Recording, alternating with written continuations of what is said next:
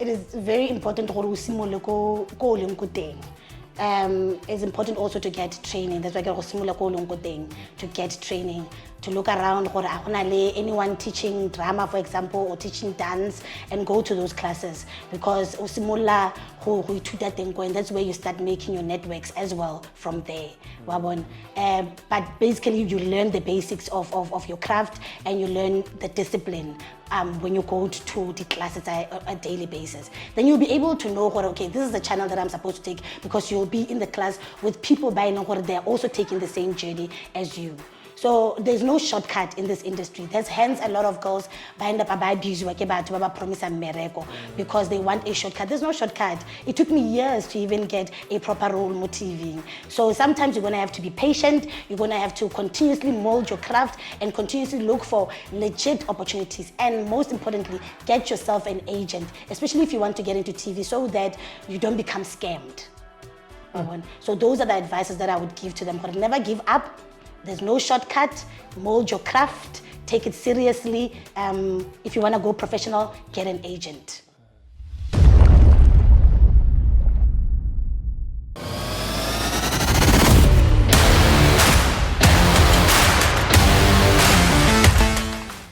Mahaisu Madume, and welcome back to episode 13 of the Dust&Vision. I'm your host, Robustness, and today we're joined by a creative force from Mafike, an actress, writer, and storyteller whose life has been built on purpose, resilience, and meaning. Kibua Loungo Masire made a mark on South African theaters and television, but the journey goes deeper than the stage. From playing important roles in theater productions to writing, producing, and honoring legacy with a one-woman show. She has shaped narratives that reflect heritage, strength, and a powerful commitment to her community. Today we'll dive into the story, how she came to claim a voice, how she channels her passion into purpose, and what vision she lives for. Let's get into the journey. Dumela Masire. Dumela re ba kene kae? Re ngwana ka motsatsi. Ra le boga gore o tlile mo mokhosing wa rona ga re kwa mokhosi. My pleasure. Thank you, Maiso. Ka dumedisa baratile balatedi ba rona. Dumelang everyone and the viewers at home. I'm so happy and proud to be part of this podcast today. Thank you very much. Right, ra le boga Maiso. A go re tsefa. Ke mang Loungo Masire? Loungo Masire ke mosetsanyana o tlhagang mo Mahikeng. She grew up primary school, high school, Mahikeng, and everything that you know about Loungo is basically rooted in Mahikeng. Beautiful, beautiful. And how did the name Fruity came from? The name Fruity is derived from my name Loungo. As you all know, Loungo in Setswana means a fruit. So because a lot of people cannot pronounce my name, and I always have to get into the pronunciation, not Lungo, not Lungo, it's Loungo. So then I thought, you know what, I have to have a stage name that everybody could be able to, immediately identify it with my name. So Fruity was the most closest name to my name, closest nickname. I actually relate with you. I had to actually have OB as now my name, because even international was a problem. People will be overpaying, OB done. No, what was your childhood like growing in Mafikeng, and how did that influence your dream to be a storyteller? I think I was very privileged to have grown up in different environments. The colored community, and also had a bit of influence from the Afrikaner community as well. So for now, I think that also shaped my acting career, because now I view characters focusing on different kinds of characters from different communities. So I try to apply that, because I usually play colored characters, I play Afrikaner characters, and even Tswana characters. Beautiful, beautiful. Yeah, man. Wadami. So khona gotsa o betsa ka le khala ya go letla. Le khala ya ntetla. Le khala ya go letla. No, that's great. That's great. O simolotse mo theater. O simolotse kae? O simolotse Mafikeng Theatre or o simolotse go Joburg? O Pretoria actually? Simultaneous Theatre mo Mahikeng, what was previously known as the Northwest Arts Council. It's known as the Mabana head office, that dilapidated building, which is sad, yes. But that's where I started. But right now it's called, it's like they formed one with Mabana. But that's where I started my acting career. Besides the fact that I was also doing some, the church productions, say primary school. So I've always been pushed into becoming a performer. It's not something that I woke up and said, you know what, now I want to be an actor. It's something that people saw in me and I decided to embrace it. No. Okay, so Arts Council is rich. I think most of the guys that I talk with from Mafikeng now, they've been to. Yes, to I mean, Arts if you Council. look at my class, it has a high success rate. I mean, I was in the same class with Zenzo Ngobe, Presi Chingarai, Tato Molamu, just to mention a few, Don, Musenye. I think, we had quite good teachers and mentors at the time, which is why there was a high success rate for Rona. And the fact that, unlike most of South African kids out there, Rona, we learned our craft in a fully equipped theatre with lights and everything. So we got to experience the same things people who were older in a professional space or in the tertiary level we experienced it, but we got to get all of that at a young age. So I would just say for that, obviously, is the former government that made possible the theatre mo gae. Because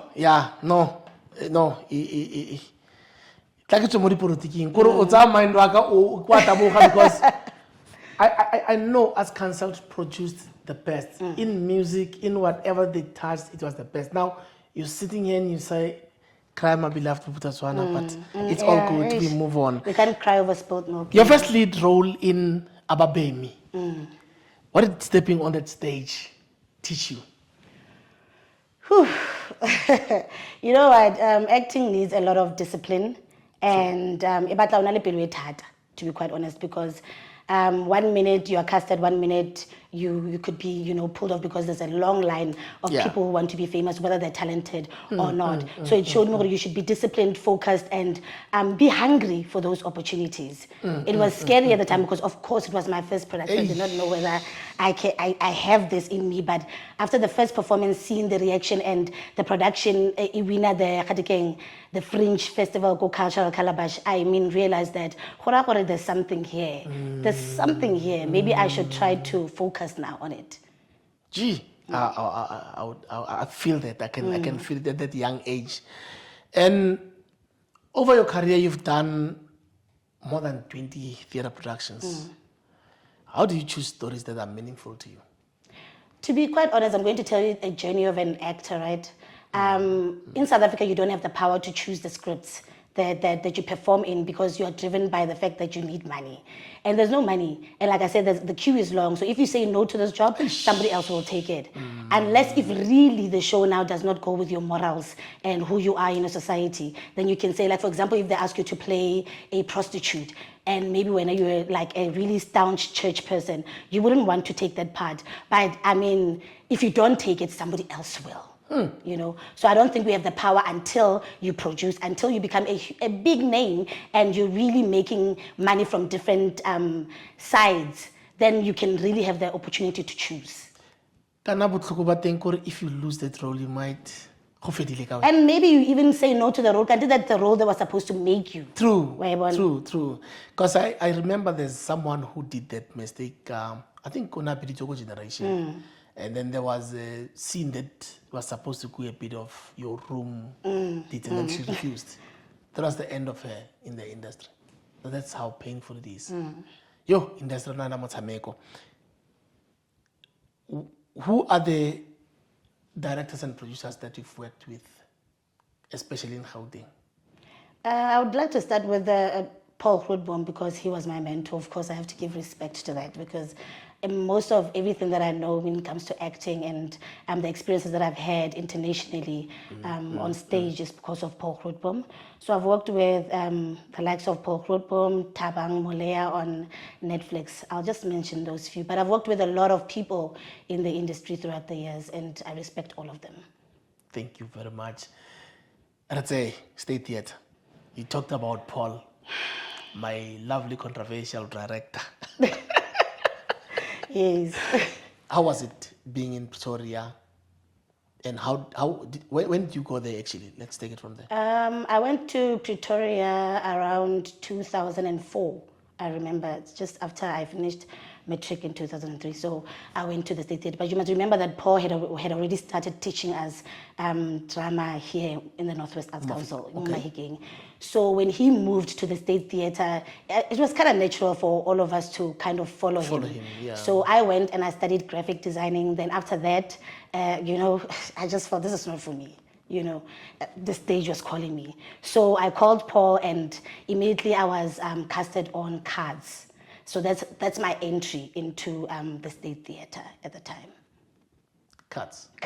And then after doing Cards. I was, Cards and Relativity. Those are the two shows.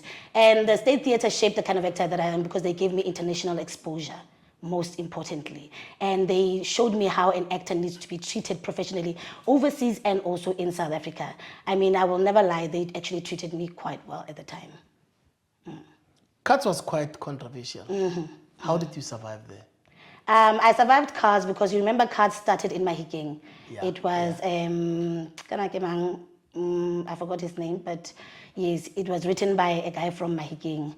And Paul also became part of the the mentor, sort of like the road together, right? Muthusi Mukoto, sorry, yes. Muthusi Mukoto, right? So I watched Cards.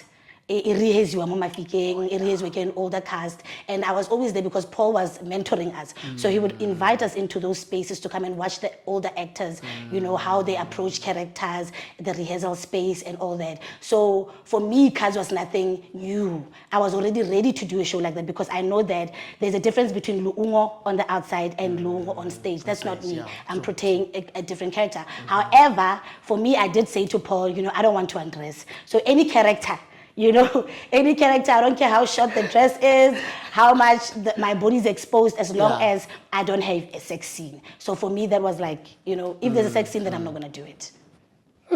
But then it was a risk. But fortunately, Paul, gave me a character that was not nude. Yeah. Relativity, how was it, Leone? Because it was one of those hot productions I've seen.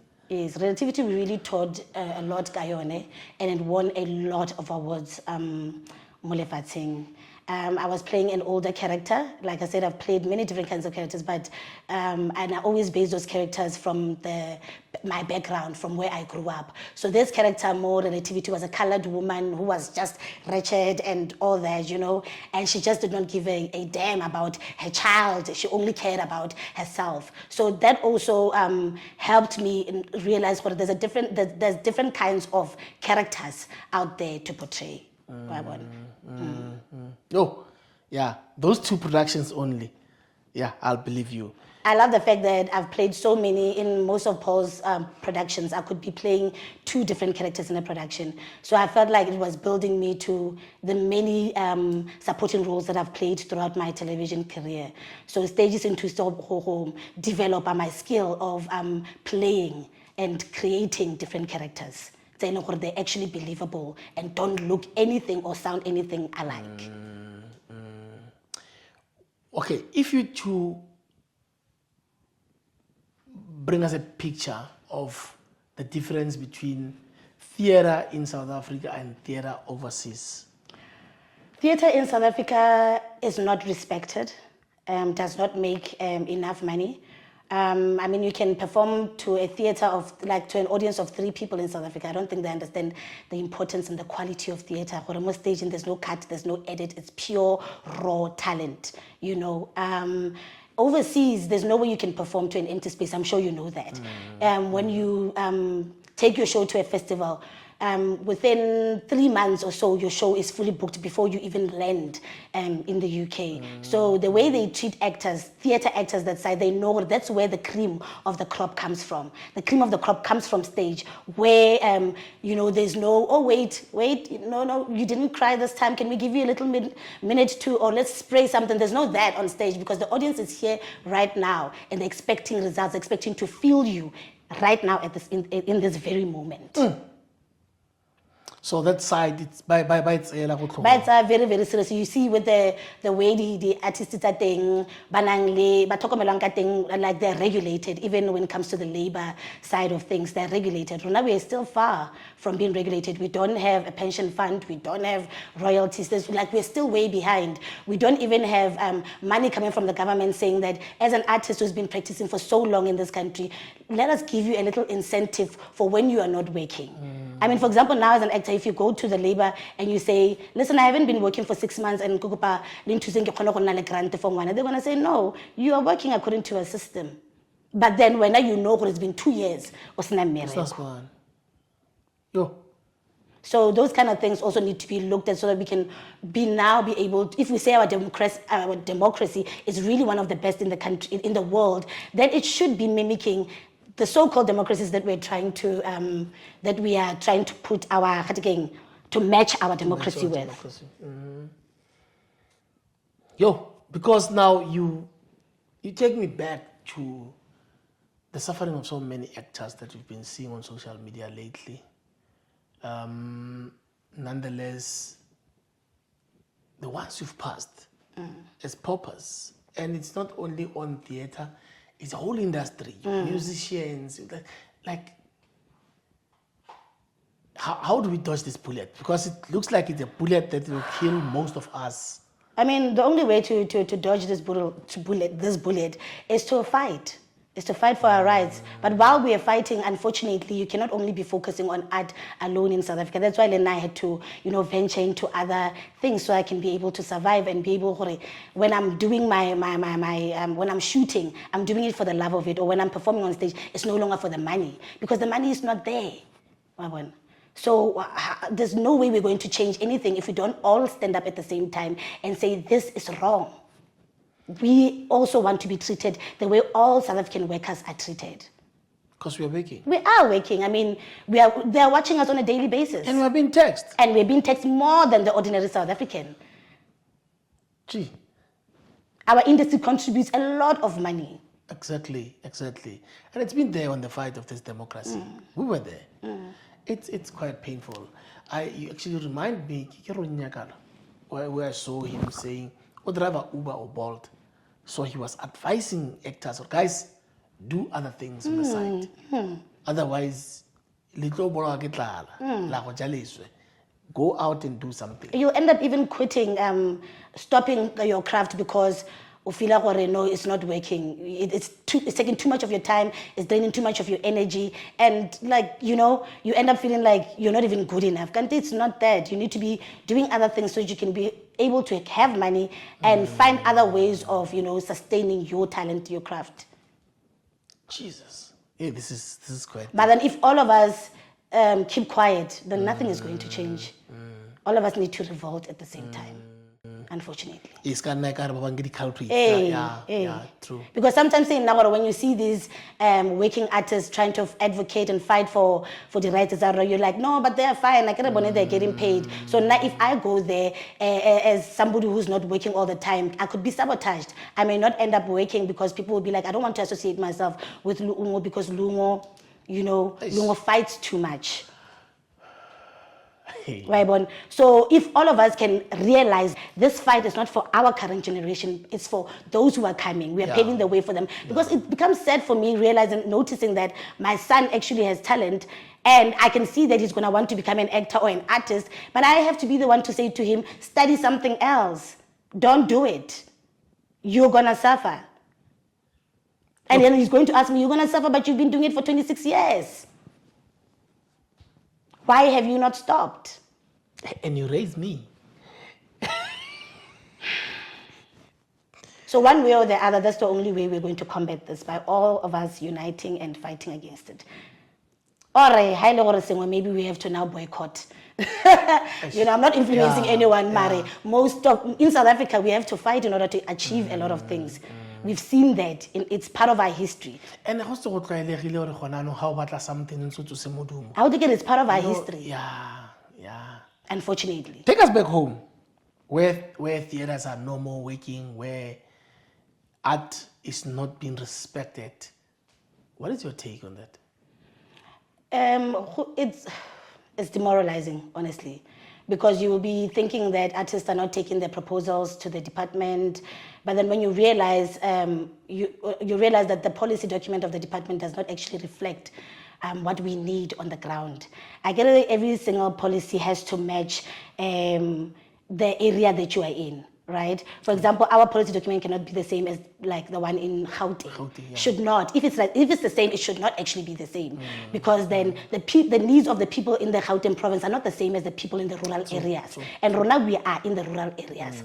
So it is quite sad to see buildings becoming white elephants, children becoming street kids and taking drugs because there are no extramural activities. Rona, we never had the chance to be in the street because when you came from school, you'd be going directly to Mabana or Arts Council. We like karate. I know most of the time, most of the people don't even practice karate or music, but it took us out of the streets and it teaches us discipline. So I don't know what needs to happen, but unfortunately, if the top is not proper and the top does not understand what the bottom needs, it is a problem. That's why leadership should always come from the bottom up, so that person knows exactly the struggles that are on the ground, because they've been there, they've been part of those struggles. So now that's where now now as artists, we have to say we're going to have to mix art with politics, so that when positions like this are available, at least an artist is nearby to capture that position. I don't know how else we're going to do this. We are captured. This is bad. It's bad. It's very bad. It's very bad. I mean, it's like having a person who's not a doctor leading the health department. Does it make sense? Is he going to make wise decisions? No. And I got something mo departmenting ya arts ke teng mo go la tlhomo le mong mo teng. Even the ministers, you look at them, what go la tlhela fela people that don't really understand gore dynamic tsa go diragala mo selong, or ke hela khanya gore mo re tlo go shine, it's for bone, it's like go shine yo go teng. Yo, all right. Your one-man show, I'm Ruth, is deeply personal. What was like writing and performing that piece, and why you choose the Mama Ruth? Okay, I chose stories of Mama Ruth because I felt like there's not enough stories about Botswana. They will inspire and motivate the young girl from the dusty rural areas of the Northwest Province or the Northern Cape, you know. Stories of Mama Ruta is one story. She's contributed a lot to the liberation of this country with her work. However, it is one of the stories they're not really out there. People don't know about her. I mean, there's a whole municipality named after her, but why? You understand? Those were the reasons why I had to write a story about her particularly, because when I look at Mama Ruth's journey, I felt like, oh, but Lina, I'm also from, you know, the rural areas of Mahikeng. And Lina, like Mama Ruta, I can come from this kind of space and become something in the world.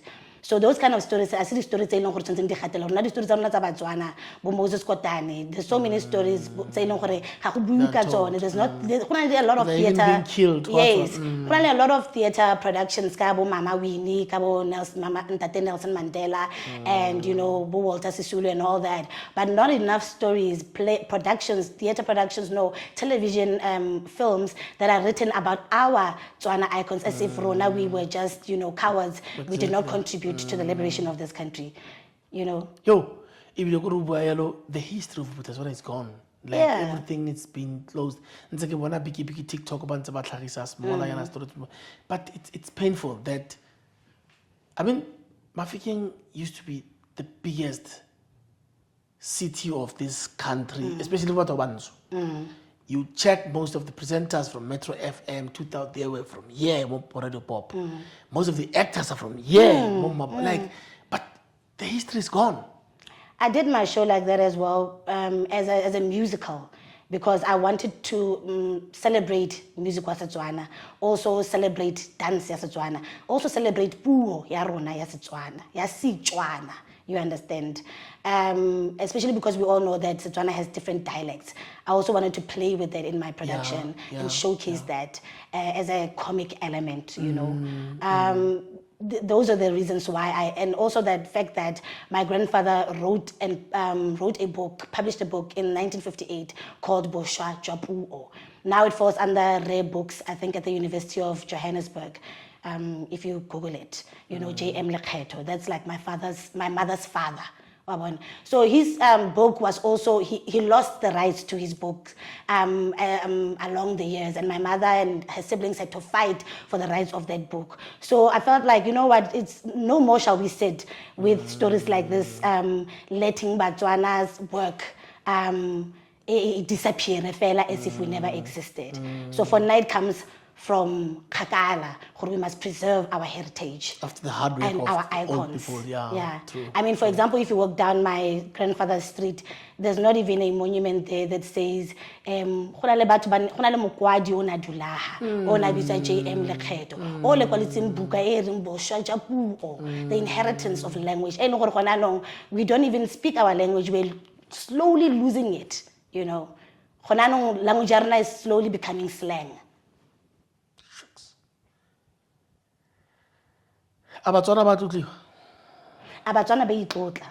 because it starts with us. We can't always be playing the victim, At some point, we're going to have to stand up and say, no. True. I mean, True. I've had difficulty getting funding from our own department for the play in for Yes, it's one. Province. So they would rather for the music festivals, but where are the theater productions? Because this falls under heritage. Why do we have to fight so hard for them to be able to do the right thing? Because we're putting people in certain positions to come and alleviate poverty, to come and relieve our stress and actually try to fix the industry. But if they're sitting there collecting salaries and not doing what they're supposed to do, it becomes a problem. So that's like or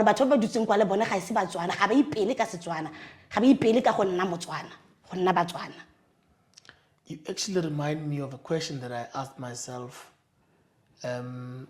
Motsilenya Airport Road, there's pipes that are hang every corner to corner. And the constructor will take like 6 months.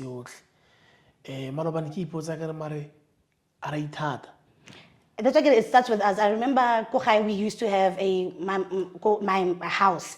It used to have in a main hall, right? And the main hall, every single time I pull in, and this is from 96, imagine. We complained, my mother complained at the municipality, nobody did anything until it affected like 3 streets. Now most of the houses have until my mother Abula a case of public protector, they tried by passed away without anything. I had to reopen it. It took me 2 years to win it ka public protector. Still the pipe is a thing There's like a ring because at the end of the day, we've put people, leaders there. But they're supposed to be safeguarding us. Safeguarding on the ground. Batswana ka rona.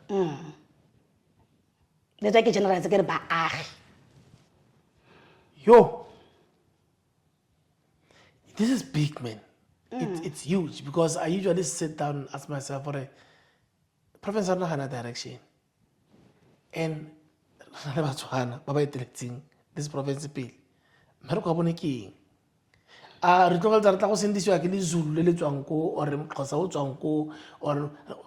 Who must come and save us? Because our own people don't save us, then who must save us? Indeed, that's a good question. Who must save us?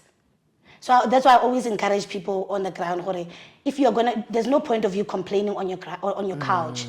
If you're complaining about a certain leader, why don't you stand up and become a leader? So that you can do something different, because complaining on the couch is not and saying that the ANC is not the problem is not the ANC, because the ANC is a policy. You understand? The problem is the people. Individuals. So regardless of which party will lead ultimately in the future, if the individuals are rotten, there's no way we're going to get anything right. Because we're going to still have them there. And so, no, he's qualified. He's been here for years. But he never delivered, or she never delivered. Holy moly. No, I hear you. This is quite disturbing. TV nyano, are televisioning. You've been in The Queen, The Imposter, The River. Essentially, perspective ya acting and storytelling. Storytelling, of course, like I said, I mean, it's live. You know, it's live. You're interacting directly with the audience. But what TV, I love the fact that you can make a mistake over and over again and you know, fix it. You know, which ultimately becomes better. It's like you're in a rehearsal process. You know, that's what I love about TV. And they will make it's sure fast paced, and obviously the money is good. You know, it's better than stage theater. You get paid once a week, and I don't think that's what people know. But TV, you get paid per day. So at least someone supports me. So TV, less work. Theater, more work, more authentic. You know, molds your craft, makes you a strong artist. You know, a strong performer. But I will always choose theater, even though it's scary.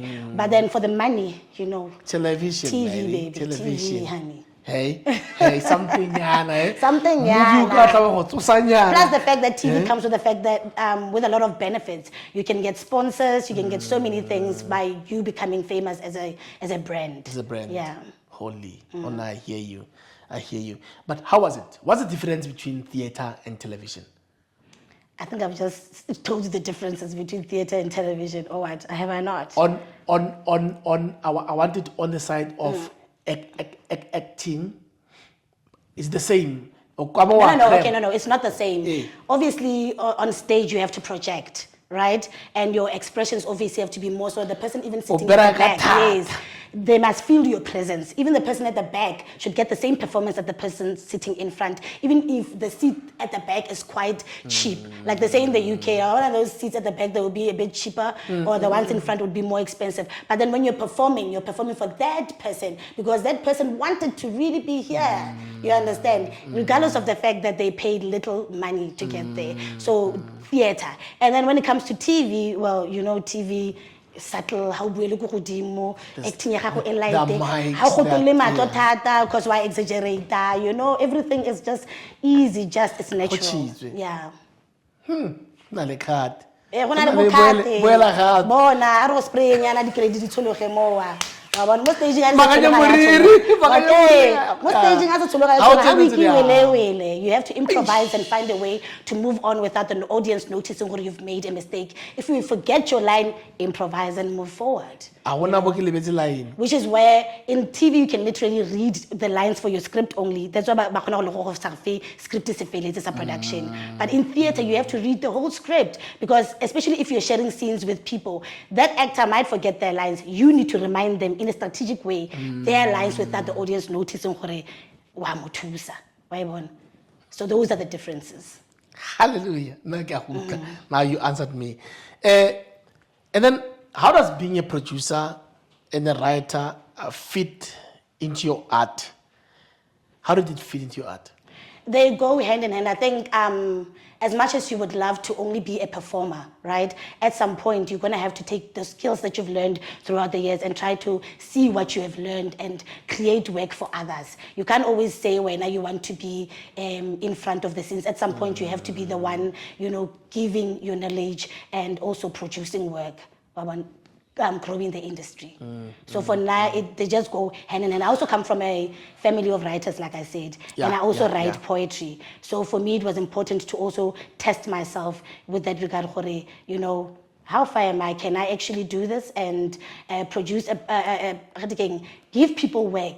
And also, it's stressful though, producing. It's not the same as just being an actor, I noticed. But the rewards are more. The fact that you've given people work, the fact that your baby is on stage and you started something from beginning to end and it materialized. I hear you. I hear you. What do you want people to feel when they watch or hear your work? What message do you want them to receive mostly on what you've written? What I've written? I want us to be proud of our heritage, of our culture, of our language, of us as a tribe. You know, I think that's the main message I'm sending out there. I want us as a tribe to stand together in trying to make sure that our language and our culture is not does not disappear, especially for the future generations.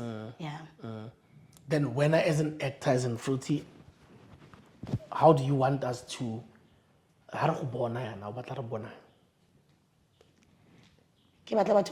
force in the arts industry, not only not only in front of the scenes, but also as an activist, because I mean, activism goes hand in hand with art, you know. So for now, I want people to feel my years of experience and expertise in this industry and my contribution when they see me performing or when they see me doing my activism work for artists. They should know that this is my first love. Great stuff. You keep on bringing the activism part. So are you on the activism part again, out of acting and...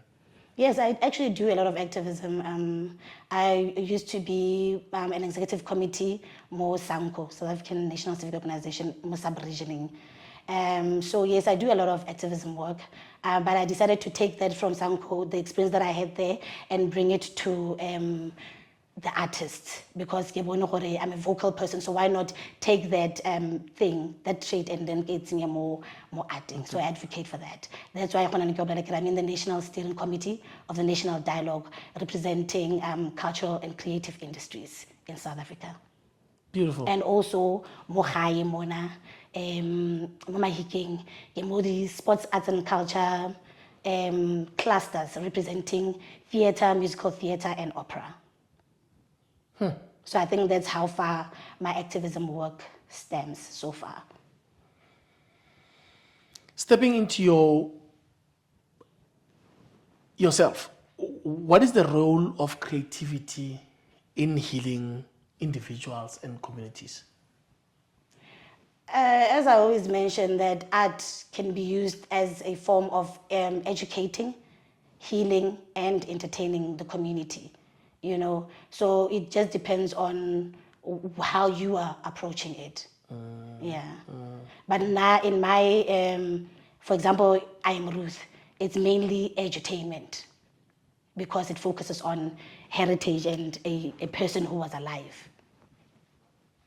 Beautiful, beautiful. Would we ever see it on books? There was a book that was written about Dr. Ruth. No, your play. My play, yes, definitely, 100%. I would love that. I would love it to also be a film, hopefully one day. Maybe you'll help me with that, eh? So, oh, yeah. That's great. That's great. What legacy do you hope to leave through your work? And what is your vision for the next chapter of your journey? The legacy that I would like to leave is, like I said, for artists to become forces, to stand up for their rights, and to know that this is a job. It's not a hobby. And at some point, we also have to have those benefits that other industries are having. So I hope that's the legacy that I will leave, more than the fact that I have contributed so much to the industry as an actor, as a performer. But I want that one to be pushed so that we no longer have to bury our artists donating money for them. You know, and call them paupers. And say they don't know how to use the money, they are flashing. I mean, really, can you really go and do an interview with a kappa? So I don't understand when people think we don't know how to use money. They don't know how you get paid for that day, and then when the show can air for 10 years, and when you're not making any money, only the producer is making money. Yeah. So I hope that I leave a legacy of artists who are like robust in discussing these kind of issues and making sure that the government listens to our cry as artists of South Africa. Do you think we have the right minister? I'm sorry to ask that, but because in the beginning, I thought that he was the right minister, honestly. I feel like he still could be the right minister. I just feel like sometimes his focus is like derailed. I don't know how to really put it. And he's focusing more on sports. And when you are a sports, arts and culture minister, it means you oversee and look over everyone, you know, not only what you like. I mean, imagine me as an MEC, as a minister, and I only focus on theatre and television, and I don't focus on sports and on culture. So hence I'm saying, if you're choosing people at the top, let them come directly from the ground so they understand their role. And know you're not only standing for your province, you're also standing for the rural Northwest, for the rural Northern Cape, for the rural whatever, you know. Because I feel like things now, they are just happening. It's either in Joburg, Cape Town, or Durban. The rest, no one cares about them. Hence, I'm emphasizing the rural part, and that's where the numbers come from.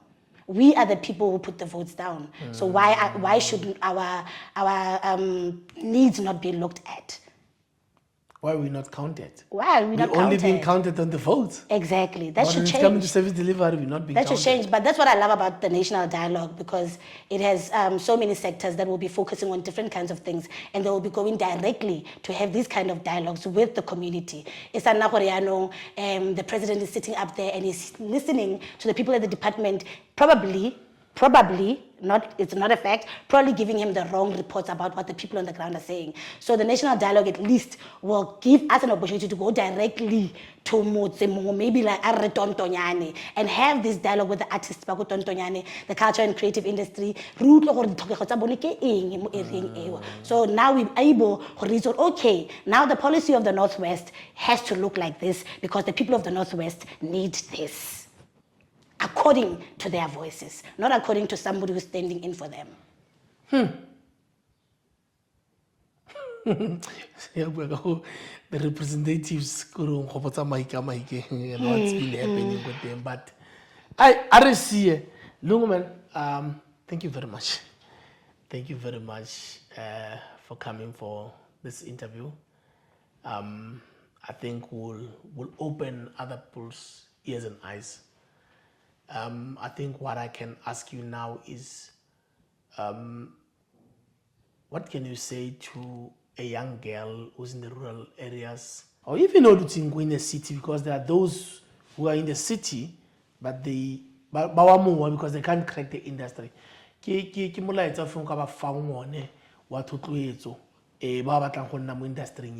Whether theater or remote television. It is very important it's important also to get training. That's why to get training, to look around anyone teaching drama, for example, or teaching dance, and go to those classes, because and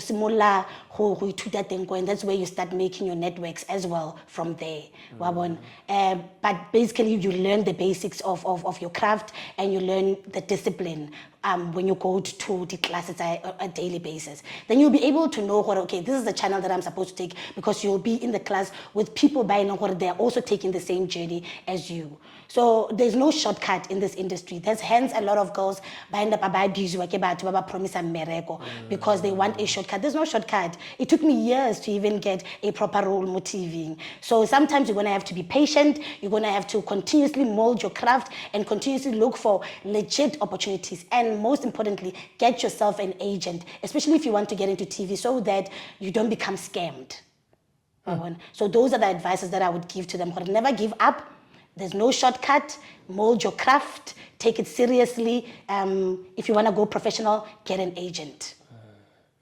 And make sure that whatever that you're doing, especially as a young child, you're doing it with a support structure, a family member who will continuously also be there to make sure your well-being is well taken care of.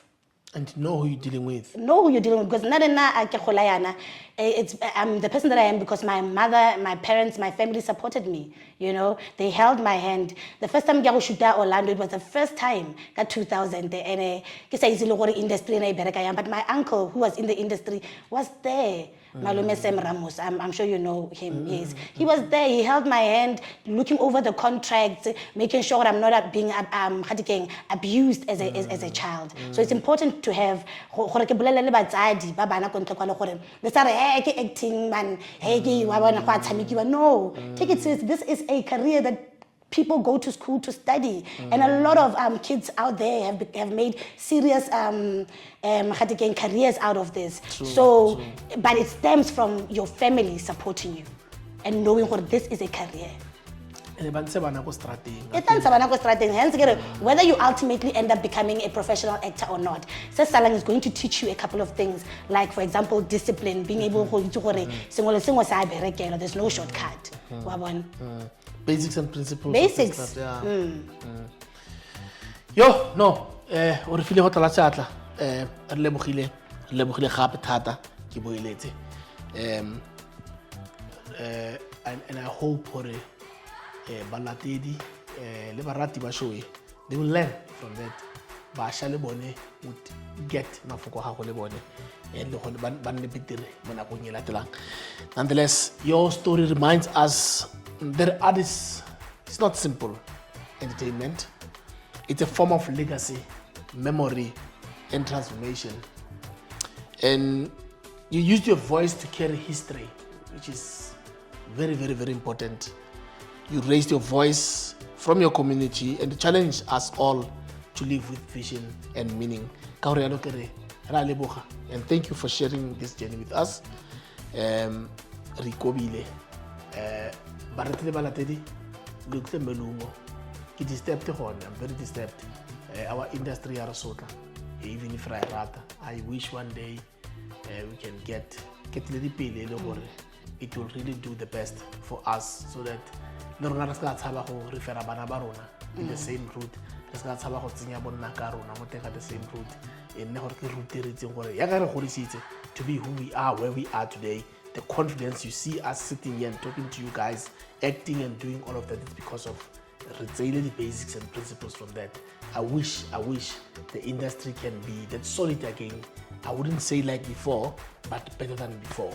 And I'm over again, Robustness, and thank you for having this time with us. Thank you very much. Thank you. Watch me on Netflix, on Showmax, all that. Youngin Season 2, Lobola Man on Netflix. Thank you. Beautiful. Thank you very much. Thank you.